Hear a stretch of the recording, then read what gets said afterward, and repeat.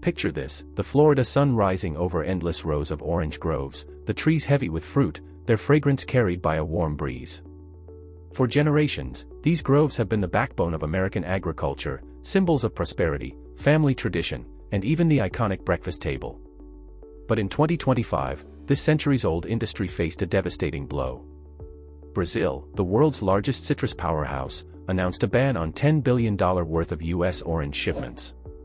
Overnight, American exporters lost one of their most important markets. This wasn't a trade dispute over steel or technology. This was fruit, something so simple, yet so essential, that it revealed a new front in the global economic war. And the trigger? Trump's tariffs. What was supposed to protect American farmers ended up isolating them. What was meant to strengthen U.S. agriculture, instead destroyed it. And in the process, Brazil tightened its grip on the global citrus market, reshaping trade in ways Washington never anticipated. This is the untold story of the orange crisis, a story of how politics, trade, and food collided, leaving billions wiped out in a flash. Before we dive in, make sure you hit that subscribe button and turn on the notification bell, because here, we break down the real stories the mainstream media won't touch. If you want the truth about how global trade wars are rewriting the future of America, you don't want to miss what's coming next. The roots of the crisis. To understand how this happened, we need to go back. Florida's citrus industry is not just a business, it's part of American identity. Oranges first came to Florida with Spanish settlers in the 1500s, and by the 20th century, the state became the beating heart of global orange juice production. Florida orange juice wasn't just a product, it was a brand recognized worldwide.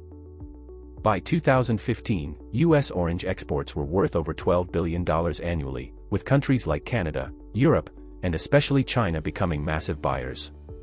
Florida oranges supplied school programs, fast food chains, airlines, and juice giants like Tropicana and Minute Maid.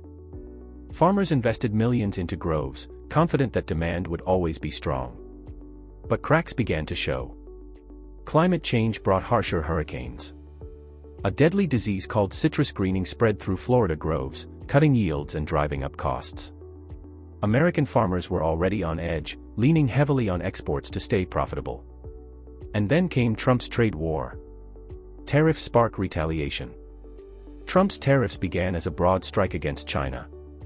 But soon, other nations, including Brazil, were swept up. Washington imposed new tariffs on Brazilian steel, beef, and coffee, products that Brazil had spent decades turning into global export powerhouses. At first, Brasilia hesitated.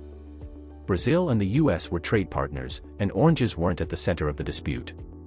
But as the pressure grew, Brazil's leaders made a calculation. If America was willing to weaponize tariffs, Brazil would respond with a weapon of its own. In late 2025, the announcement came: all imports of U.S. oranges and orange juice would be banned. The reasoning was thinly veiled retaliation. Brazilian officials claimed it was about protecting local industries, but everyone knew the truth. This was payback. And it worked. Almost instantly, $10 billion worth of U.S. citrus exports evaporated. U.S. farmers left hanging. For American farmers, the ban was devastating. In Florida, warehouses filled with unsold oranges. Processing plants slowed down, cutting jobs. Trucks that once hauled juice concentrate to ports sat idle. The supply chains that connected rural farms to international buyers simply collapsed. Farmers who had been in business for generations found themselves facing bankruptcy.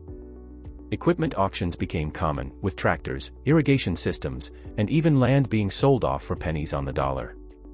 The crisis didn't just threaten profits, it threatened culture, tradition, and family legacies.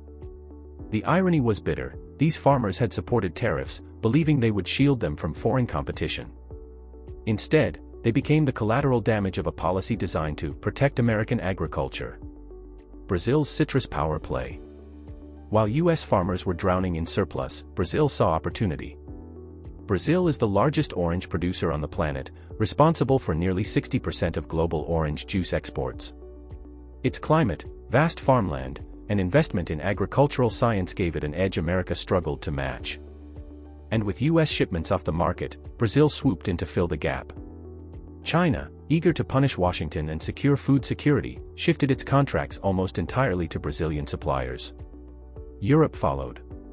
Even Canada, historically loyal to American exports, diversified by importing more from Brazil. For Brazil, the math was simple: fewer competitors meant higher prices. Profits soared. The government proudly declared its dominance in citrus markets, turning what could have been a risky move into a global power statement. This was more than economics, it was geopolitics. Brazil proved that food could be a weapon just as powerful as steel or oil. Shockwaves in U.S. grocery stores. The crisis wasn't confined to farmers and exporters. Ordinary Americans felt the hit. Orange juice prices skyrocketed by 20 to 30% in just months. Families who once bought it weekly now skipped it. School breakfast programs cut it from menus. Restaurants swapped fresh juice for cheaper alternatives. The backlash was swift. Consumers began asking, why are we paying more, while farmers can't sell their crops? The answer was uncomfortable: tariffs designed to protect American industries had actually raised costs for American families. What was once a cheap, everyday staple had suddenly become a luxury. Wall Street panic. Markets don't ignore shocks like this. The orange ban sent ripples through Wall Street. Shares in PepsiCo, owner of Tropicana, and Coca-Cola, owner of Minute Maid, dropped as supply chains collapsed. Shipping companies lost contracts. Banks with loans tied to Florida farms feared defaults. At the same time, Brazilian agribusiness stocks surged. International investors poured billions into Brazilian agriculture, betting that the country would dominate citrus for decades to come. For Wall Street, the orange crisis wasn't just about juice, it was a warning that U.S. agriculture was losing its global edge. The geopolitics of fruit.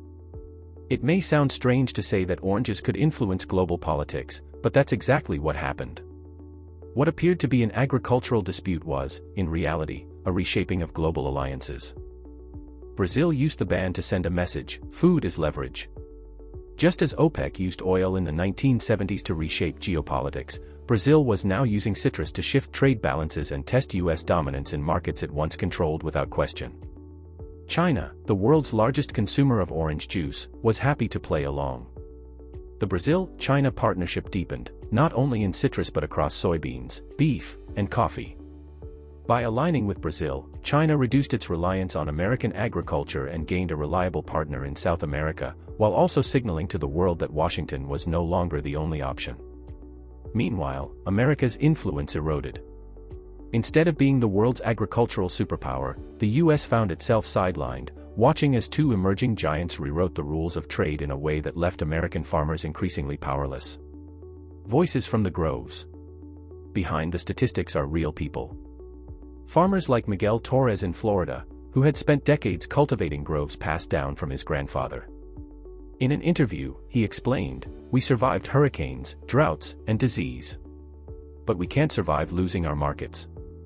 Once they're gone, they don't come back." Another farmer, Sarah Jennings, described watching her family's groves auctioned off. "It feels like betrayal. We supported policies we thought would help us. Instead, they destroyed everything we built." Their voices echo a larger truth: agriculture isn't just business, it's community, family, and survival. Lessons for the future. The orange crisis delivers harsh but necessary lessons. First, short-term politics can destroy long-term markets. Once a country loses trust as a reliable supplier, buyers rarely return. Brazil stepped into the gap, and those contracts may never flow back to the U.S. Second, infrastructure is power. Brazil's investment in ports, processing plants, and logistics gave it the ability to seize markets quickly.